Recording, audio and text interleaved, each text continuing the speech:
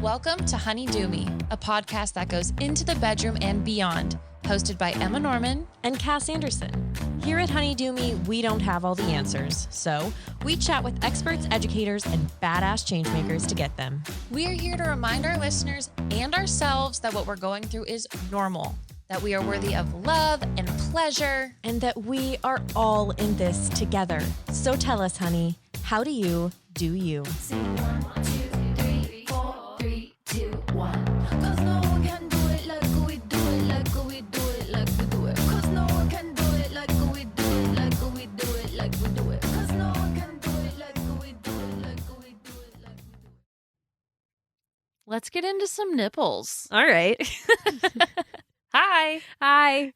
We're going to talk about nipples. Yep. All of them. All of yours and all of mine.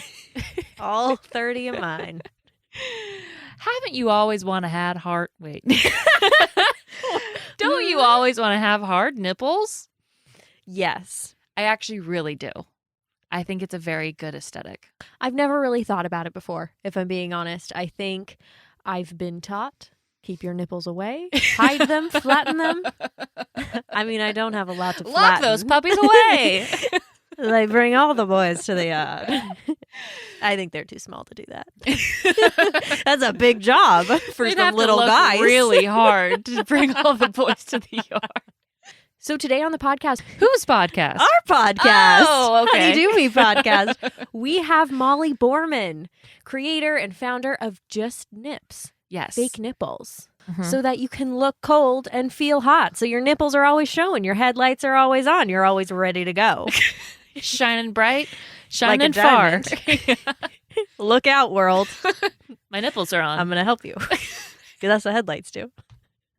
That's what they say.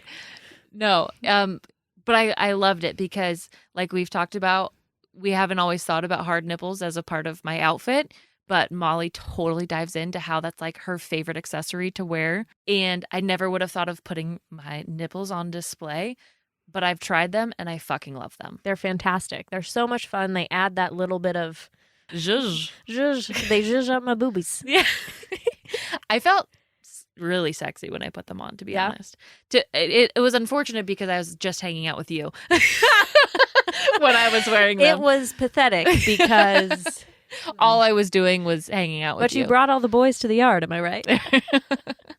Maybe. Maybe. But no, it was great. I love them, and I'm so glad we were able to find Molly and talk about this because I think it was a great little episode. Yeah, I think it's so much fun, and it does have some special significance, extra special. All of our episodes are very special to us, but this was actually our first interview that we ever Ever. did. I don't think we told Molly that. So No, it was our first Surprise. ever as I'm sure Honey you could Do tell. Me. I'm sure it was painfully obvious how introductory our interview skills were. But I was terrified, and it was beautiful. we couldn't have picked a better person to talk to first. Molly is so sweet, so smart, so innovative, so fucking cool. Yeah. Immediately, it was like all the nerves were calmed, and I loved talking to her. Because like, who isn't comfortable? Well, maybe not. I was going to say when you're talking about nipples, but it's just going to be a funny conversation. You gotta it's going to just be great. Dive right in, as we say. Loosen up, shake it off, and dive right in. Yeah. No, but we hope you really enjoy it, and I hope you buy some fucking nipples. Yeah. And if you're listening to this episode the week of November 20th, 2020, head to our Instagram because Molly is just the sweetest and gifted us some nips to give to our lovely listeners. So go over to our Instagram and enter our giveaway. Yeah, because you're going to want them, I'm telling you, You're right gonna now. want 'em. They're bomb.com. If Emma hasn't convinced you, what will? What fucking will? Yeah, go do it. Listen to this episode. Enjoy the nips, and we'll see you on the other side. Alrighty, well, welcome to Honey Do Me podcast. We are so excited to have Molly Borman, creator of Just Nips, today. Molly, do you want to start us out by introducing yourself a little bit and talking a little bit about your company? Sure. So, hi, everybody. My name is Molly. I'm the founder of Just Nips, Fake Nipples. As you can guess, I make fake nipples for a living. I mean, I can say anything you want about fake nipples, real nipples, all nipples, boobs with no nipples. I always loved the shape, the look, the feel of a hard nipple. So I decided to make my, life's work revolve around hard nipples for everybody. That's awesome. We love that. One question that I was kind of wondering, when you were making Just Nips, were you thinking about anybody wearing them or just women or yeah? So that's an awesome question. When I started Just Nips, the only person I was concerned with wearing them was me. I didn't, it's funny, right? Because like now, we've been in business 5+ years, which is crazy. It's crazy, but I had never thought, looking back now, I have to say all these things like Just Nips are for everybody. And they are, of course. But when I started, Just Nips were just for me. And I liked the look. I thought it was fun having hard nipples. As you know, you're not always cold. No. And it's not an easy look to achieve from like an aesthetics purpose if you just are going with, your body and the temperature settings. So it's like hard to achieve a permanent hard nipple look. Anyway, that's all I was going for at the time. Now, of course, whoever wants them, by all means. I am obviously super body positive in a world that thankfully is getting increasingly body positive by the day, which is amazing. But, when I started my company, it was right before the last election. So there definitely was an air of girl power and, this sort of, I think people call it third wave feminism. Again, I wasn't super well versed in any of it. I just sort of thought Hillary Clinton was going to be the president. I was going to start a company and it was going to be about nipples. And, that was that. But, after myself, I was like, I'm going to wear my hard nipples and my best friend Olivia is also going to wear them. And that was, again, primary concern, like just us. And then, it really, we'll see what happens. And it turns out, which ended up being, one of the most amazing things that's ever happened to me in my life is that a lot of women who have undergone mastectomies for breast cancer and they don't get to keep their nipples as a result of the procedure or where the lump is or anything like that. They no longer have nipples and they became some of our first fans. And when I heard about this, obviously like women would email me and they would say, hi, I saw this product, I'm getting a mastectomy tomorrow and are these medically sound? And I'm like, oh my God, like, no, I just have been making these like in my apartment. Like, absolutely not. They're not medically sound at all. But, obviously good luck on your surgery. I let's just like be in touch. I felt like I was not uncomfortable with the conversation, but I was uncomfortable with my offerings. And after like, I don't know, 20 or 30 people wrote in saying like, hi, I'm having surgery. Is this a medical product? I was like, okay, I think I need to revamp my company. So again, it was just a fashion accessory. And now, and quickly I had to shift focus super fast, no longer a fashion accessory. We went the complete opposite direction into a medical device, if you will.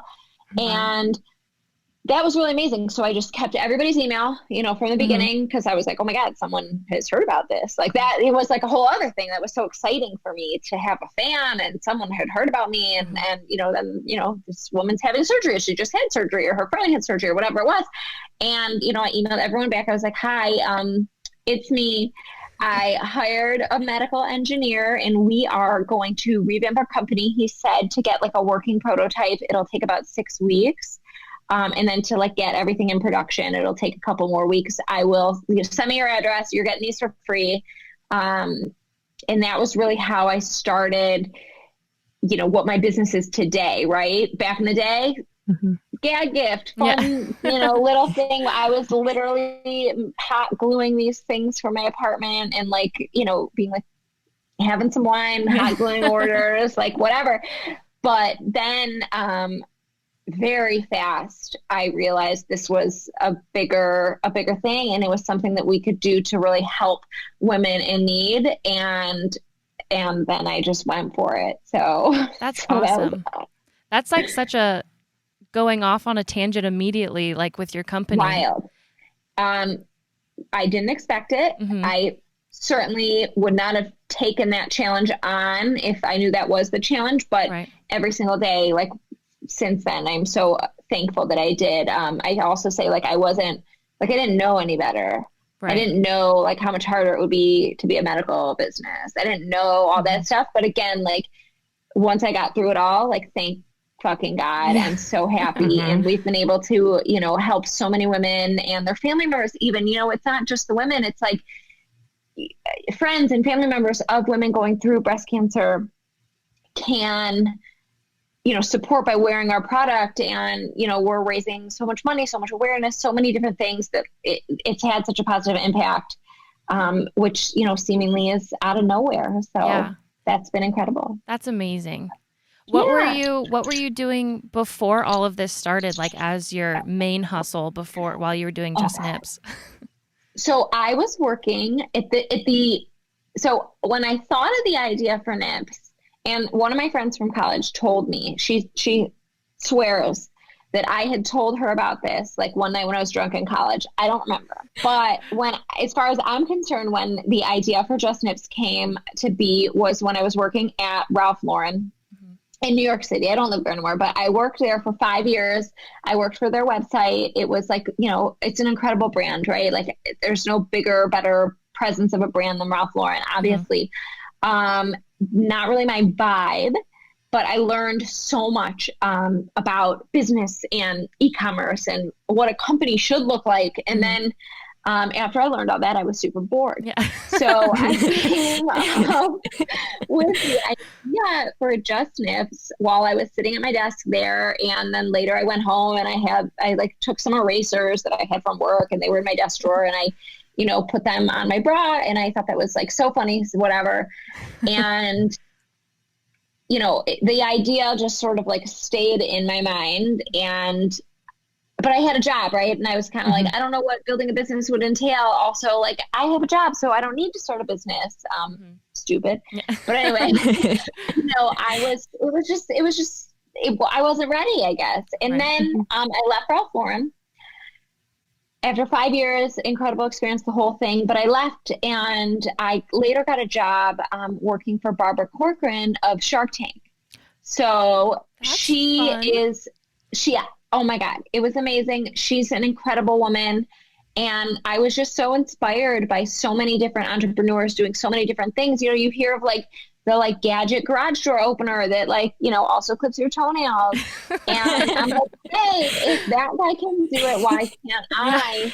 If But the people want that. Yeah. if people want that, let the people have what they want. And, you know, for me though, a lot of people thought hard nipples, you know, as a commodity item was as ridiculous as a garage door opener that clips your toenails. Like people really were very like, what are you doing, you idiot? And I was like, no, like, I don't know what I'm doing, but I know I'm on the right path. And I know that this is going to be something really big. And I was right. I didn't know, again, what turn it would take. Right. But I can't explain it. It took over.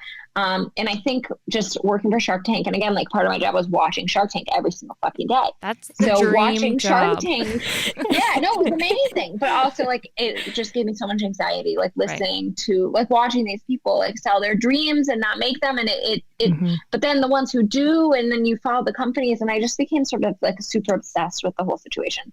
But again, I knew I wanted to start a company. I was so inspired by all these people, but I was, you know, the only idea I could think of was these fake nipples. So finally I was like, fuck it. And I told Barbara, I was like, just so you know, I'm going to start a company. I'm still going to work for you, but I'm also going to do this thing. And like, I'm going to hopefully get some press and I'm going to mention your name. And, you know, you just need to know. Yeah. And you are. Yeah, just by the way. And she was like so cool with it. And then, you know, I sort of felt like I had to like live up to that. You know, Right. I like told her and then I was like, well, now I need some press. Now I need a business. Now I need this. And I don't even remember the question you asked, but if it was anything about that. If it was I about hope I Barbara, answered. you were on the right track. Great. Okay. As two people who are starting a podcast about sex and are Yes. very nervous to tell our families and, Okay. grandparents. Yes, I have experience here. I was going to say, so what was that like when you had to tell like your close friends and family? Like, so this is what I'm doing. It's solely around nipples. Yes. And it's my career. Great question. And I have like hours of answers here. So when I told some friends first before I told my parents. I definitely told some friends and everyone hated it. Like everybody. So I like kind of cared, but I'm like, you're an idiot. Yeah. Even though, they said to me, they're like, you're so stupid. Don't do this. And I'm like, no, you're so stupid. So that ended up being good. Listen, you don't want your friends to think you're stupid, but like, great. I have to prove you wrong. I also have to live up to what I told Barbara. Like, cool. Now I have like this energy behind me. I remember telling my parents, first I asked my dad, I need like to understand how manufacturing works. So that was big, right? Because he knows people in manufacturing. He works like sort of, tangentially in manufacturing. So I was like, listen, I need help. And here's why. Because I came to him, I feel with like, the way I was presenting it, it wasn't like, hi, I want fake nipples. It was like, Dad, I've researched how to, start this process. I know I need to talk to a couple engineers and then get a mold made and then get an injection molder. And we're going to use this type of plastic for this type. I came to him with like a ready-made situation. I knew what I needed, but I also knew I needed a lot of help because I've never manufactured anything before. I never had a prototype. I didn't even know like you necessarily needed one of those. So anyway, my dad was great. He was super supportive, didn't really like knock the idea the way other people did because I didn't, but that's the other thing. Like I presented it to my friends so differently, right? I presented it to my friends like, hard nipples. Like I'm going to get those every day. And, that was right. But, you're out with your friends. Like it's just different than when you're coming to your dad being like, help me with my business. So, but that was good too, right? I was like, okay, I feel supported. This is great. Then I told my mom and she's like, listen, I'm not going to wear them, but I support what you're doing. And it just is what it is. Right. So, my mom, she made it very clear, I'll never wear these. But she's like, if you guys make t-shirts, I'll wear the t-shirt, but I'm not wearing the nipples. I said, great, fine, great. So, but I also like, I wasn't going to scream in her face, like, you have to support me. Like, no, like I respect anybody who has an opinion, just like I didn't, bitch on my friends. Right. I used it as sort of energy. So my advice to you guys is like, FYI, like you're going to get backlash. But that, whatever. You're doing your thing. It doesn't really matter, and listen, some people made comments that like, I obviously still remember today, somebody told me that I should, instead of going this route, I should light my savings account on fire because it would just be quicker to the same end. That is so mean. That's so mean. And like that hurt, but also now I'm like, do you want to see my business financials? Hell because yeah. It's the opposite. Yeah. And just like letting you know. And like, does this guy even remember saying that to me? Probably not. But you're gonna get backlash. Oh, and this was really funny. So I remember my aunt and uncle found out, probably my mom or dad told them, like, whatever, right? It was okay. But I sort of, said to my parents and my sister, I'm like, guys, let's just like not tell my grandparents.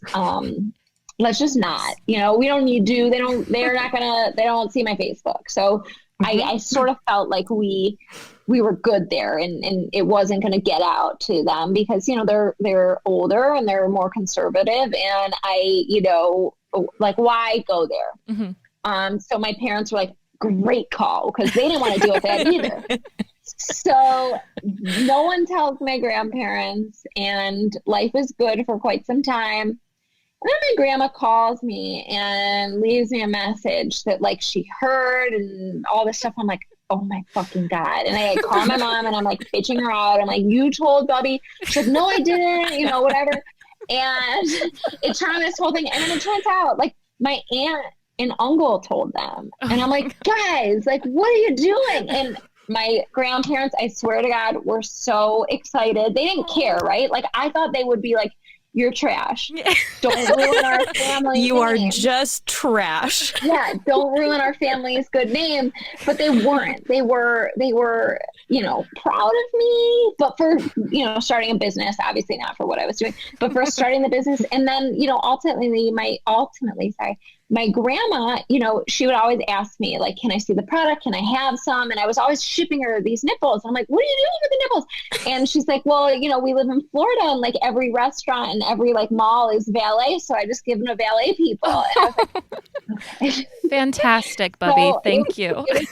Bubby's a legend. It was fucking awesome. And like a lot of people in Boca, if you've ever, you know, valeted a car, you might have my grandma's nipples. So I think that's amazing. And, you know, again, like that was probably my biggest fear, obviously, but it definitely worked out. And again, it's going to happen. People are going to probably say like horrible things and you just have to not care. And that's easier said than done. Yeah, I'm working on building that shield at the moment. Sure. Well, I would love to talk a little bit more about how and when to wear them. Okay. Yeah, so how do people normally wear them, or how do you normally wear them? So I just had a baby, so everything is different. Okay. But before everything is different. But before that, prior the baby, prior pregnancy, like my usual day-to-day wearing nips, I would wear them on a sports bra. And that was my like mode of choice. I wore a sports bra with everything. You know, I work for myself. I rarely get dressed up more than a sports bra. So I would wear them on a sports bra, wear a cute top, typically a long sleeve, which is unexpected. A lot of people are like, oh, you're like wearing, you know, tube tops and tank tops and halter tops. I'm like, no, you guys, like, I know, like, it's cold. I live in Michigan. So no, I'm wearing a long sleeve shirt and I'm wearing a sports bra underneath with nips, which give a ton of definition. And I love the way I look. I look fucking awesome. But at the same time, you know, we designed the product so you could wear it directly on your skin. If you are wearing a silky blouse or, you know, going out top, if you will. Or you can wear it on a bra. So I like it on a sports bra, but I've worn it on a regular bra. I've worn it on a lacy bra. I've worn it in a bathing suit. We are all purpose. So, and listen, our best sellers, and I know it's summer, but like even in the winter, our best sellers are our swim line.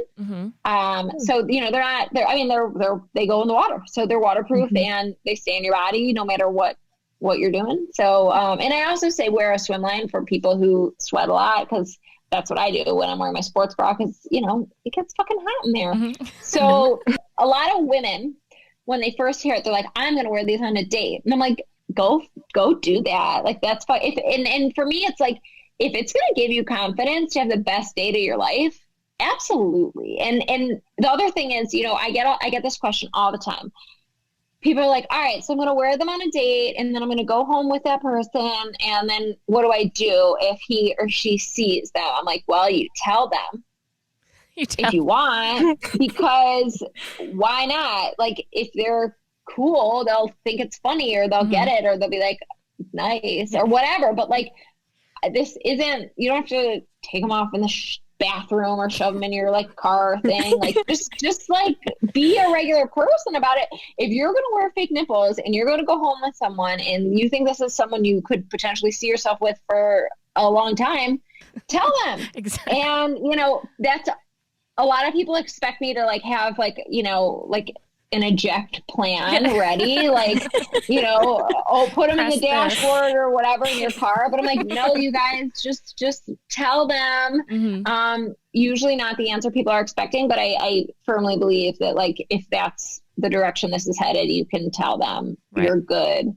And if their response is horrendous, then you leave. Yeah. And that's probably for the best anyway. So yeah, if they don't have a sense of humor and style, they don't need to be right. There. Yeah. Right. That's how I feel. Yeah. So when you say in a sports bra, do you mean like on top of the sports bra, Or you Yeah. would, Okay. Yeah. Sorry, I wasn't clear. So no, I wear them on top of a sports bra. We design them so you can wear them directly on your skin or on top of fabric. I like them on top of fabric because they're perkier, obviously, just they're closer.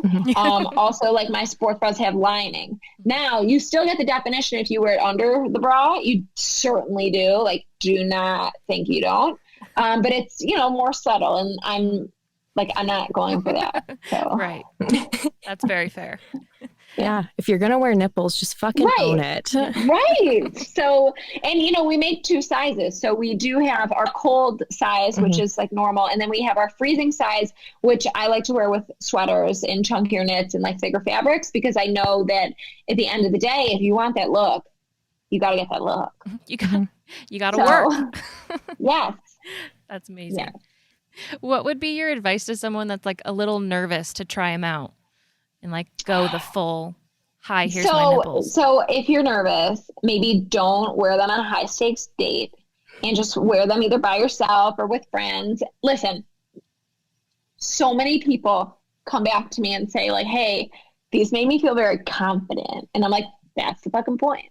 So to me, like, if you're nervous about it, wear them with people you're comfortable with. If before you take them on that, that the date, or, I mean, I guess no one's dating, it's COVID, but like, after wear them with your bubby. Sure. Yes. Wear them with your bubby. Obviously wear them with, whoever you're social distancing with. If anything now more than ever, cause we have so much distance between us, you got to be wearing these so people can see over from far Zoom. away, You need to be real clear. your situation. Exactly. So yeah. But if you're nervous, just wear them with people you're comfortable with and you will not be nervous. You're going to talk about it. It's going to be amazing. I actually didn't take my own advice, and I did wear them before I was married, like back in the day. Cause I've been doing this for a long time. And I had the idea, and I was making them with like beads from Michael's, early days. And I wore them on a date. And it was actually like the last guy I dated before I met my husband. And I was wearing these, and the guy, I told him, I was like, so, like, have you noticed anything? And he was like, what? And I'm like, well, you saw me yesterday, but now you see me today. And like, I have hard nipples. He's like, oh yeah, I like noticed like something was crooked. I'm like, fuck. That's not what I wanted to hear. Lame of me. But I appreciated the feedback. And, yeah. So I would never. if you can handle do it, that. just go for it. That's fantastic. I noticed something was crooked. It was If that's out of what you control. mean. And I'm like, fuck my life. But you know what? It all worked out. That guy sucked. Yeah. So It had to happen. had to happen. Well, you mentioned a little bit about when people wear them, they feel more confident. So I'm wondering if you can talk a little bit more about the importance of confidence in sexual expression, maybe what that means to you. Sure. So to me, that's everything, right? Like if you're not confident, you're not going to, to me, if I'm not confident, nothing works right. If I'm nervous or anxious or anything like that. And of course that, comes with everything, but having confidence is not about the thing you're doing. I was like nervous about this podcast, right? But I know I'm a confident person. So I knew that I can be nervous right before I, log on to speak to you guys, but I know it will pass. And I think that, goes hand in hand with, confidence in the bedroom. Of course it's, you're meeting a new person, for example, like that's nerve wracking. That's scary. Now there's like this COVID layer. So like, you gotta have confidence that you picked a good person who's like also being safe. I don't really know. I'm not like dating around in COVID. So, but I've heard, but confidence to me is everything. And ultimately that comes from within. That does not come from fake nipples. Certainly fake nipples can bring out your inner confidence, but it's so important to do that work on yourself. Fake nipples are never going to be a quick fix for anything. But doing the work, understanding who you are, to me is what, where I personally get my confidence from. And I think a lot of people, do as well. Or if not, I hope they can start. And one more thing, tangentially related to that. I lived in Philadelphia. I moved to Philadelphia right after I started my company, which is a terrible time to completely uproot your life, but it was what it was. So I moved to Philadelphia, and I was telling, people I'd meet, I'd be like, hey, hi, like I'm new here. I have a nipple company, whatever. And I was not confident about it at all, because it was just, I had my groove going. Things were going really well when I lived in New York City.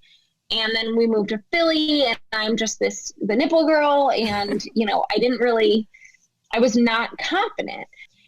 Anyway, I met this girl who really was interested in the business and asked me a ton of questions. And, it turned out she knew somebody very close with breast cancer. And so she's like, I want to connect you to my friend. I said, great, please do.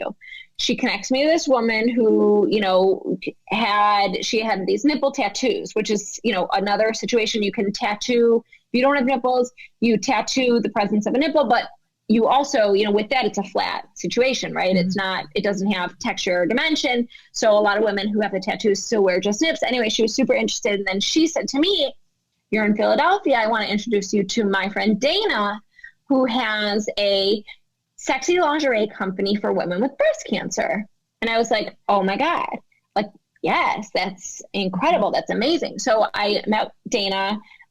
She has a company called Anna Ono. It is sexy lingerie for women with breast cancer. It is an incredible company, but more than that, it is a sex positive community for women with breast cancer. And I was like, holy shit, that's the coolest thing I've ever heard, because when you think of breast cancer, you don't think about sex. You don't think about anything like that. You don't think about lingerie. You think about, horrible things, right? I don't even want to go there. But, the top of the list is not sex. It's not getting back out there. It's not, lingerie. Of course not. Right. But to this woman, Dana, she's like, well, for many women going through it, when everything in their life has changed and they go home every night and, they still have this side of them that is kind of there. They don't know if it's there. It's, I want women to feel confident even after breast cancer that they can still have, sexuality and have sex. And I was like, you are my hero. That's incredible. And at a time when I personally was not confident about where my business was headed, what direction I was personally going, and why the fuck I was in Philadelphia, it was like everything to me, she changed my life by saying that and by introducing me to this, another side of confidence, and it was amazing. And not only is she incredible, but just on that confidence, topic, knowing that, there is this whole side of the breast cancer community. There's a sex positive, get back out there. Women want to wear lingerie when, we're used to all this pink wash, t-shirts and walks and races at your high school for, donating money for running a 5K. I was just blown away by her. And not only does she inspire confidence in the women who, shop her company, but she inspired me to have confidence to keep going with my business. So to that end, I don't really know where I was going there, but I thought that was important. So it's super important. And it makes me think about, I actually read a profile that Spinster did on you. And in your interview, you mentioned a breast cancer company saying that Just Nips was too sexy for them to sell. Yes. And I was wondering if you could talk a little bit more about the idea of whether or not something can be too sexy and what you think about that. Okay. So in that particular instance, it's so funny you say that, because I was just like, listen, I don't think about people who hate me all day long, but I probably hadn't thought about them in years. But then the other week I was thinking about them because a friend of mine, was asking me about breast cancer organizations. And that one, I was just like, oh, it brought something up. And I couldn't remember their name. I don't remember their name. I was searching my emails and I couldn't find it, but I'll never forget, I talked to this woman. It was so horrible because I was just like, wait, what? What are you doing? Do you understand? And this was after, my friend Dana had, showed me this side of the breast cancer community that wanted this product, and our sales numbers, we're showing the complete opposite of what this woman was saying. She was saying, no, this is too sexy for breast cancer. When I was like, really? Because the like 20,000 women who have bought my product in the last 6 months with breast cancer are saying otherwise. Anyway, I don't think sexy and breast cancer, like, to me, they go hand in hand, just like sexy and anything. You know, it's sexuality is part of who everybody is in varying degrees. Of course, it's certainly a spectrum, but nothing is too sexy for anything. No. I did not accept that then. I will not accept that now. I think, it's like comparing apples to oranges and then trying to make a case for it. Like there's no case there. Like, what are you talking about? Mm-hmm. So that's how I feel. Well, we have come to that time in our episode where we like to do homework for honeys, where we talk about one actionable step that we can all take to start incorporating what we learned. So, Molly, would you do the honor of assigning the homework for today? Okay, the homework is, everybody will tell you that you have to be yourself. And I think that's great advice, but that's not my advice. My advice is, before you can be yourself, you have to know yourself. And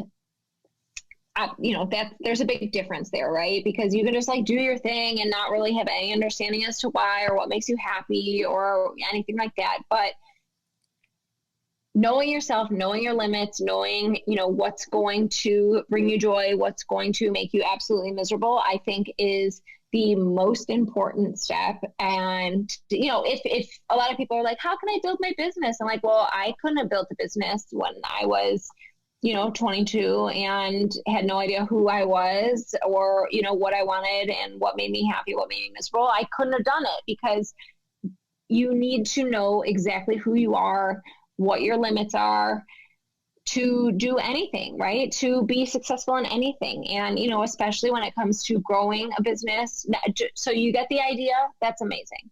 You make your product or whatever, your dream, your podcast, your, whatever it is, right? You start building, you start chipping away, but like the bigger the idea gets, if you don't know yourself, that's just another roadblock to overcome. That's just another, version of quicksand pulling you down. And, especially when it comes to, if you ever are in the position to hire other people, if you don't know your limits, what are you hiring for, right? So to me, homework is figure out who you are. It's long homework. It's probably going to take some time. But that is the absolute best homework I could give. Just figure it out, and everything will fall into place after that. I'm not saying, it's easy at all, but I am saying it is so worth it. And there's so much reward that comes from that.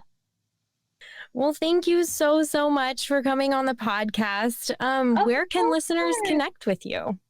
So you can connect with me. My website, or our Just Nips website, is justnipsforall.com. Justnips.com is porn. So, whatever you want, but Just Nips for All is my website, and our Instagram is Just Nips for All as well. So I'll hope to see you there. Perfect. Thank you so much, Molly. Thanks, guys. I appreciate it. Thank you so much to Molly Borman for coming on and talking about Just Nips, and a special little thank you for being our very first interview, which is so near and dear to our hearts. And thank you to our listeners for tuning in. Yeah. And if you have a couple of minutes, you know what we're going to ask you to do. Head over to Apple Podcasts, rate, review, and subscribe to Honey Do Me Podcast. It means so much to us. It helps us so much. Get us in the ear holes of your friends, your lovers, your family. We want to be there. Your neighbors. Your babies. If they're ready for this information. I'll leave that up to you. Fine. And if you can't get enough of us, because who can, head to our Instagram, head to the link in our bio, or head to our website and subscribe to our email list. You'll get a weekly email. You'll find out about all of the amazing things that we're doing before anyone else. Lucky you. Things. And monumental, if you will. We promise it's going to be worth the few seconds it takes. Worth your finger clicks. Yep. Alrighty. Anyway, well, we'll see you next week. We hope you enjoyed this bonus episode. Yeah. Peace, love, and kisses. I'm gonna cut so much of that. See you next week.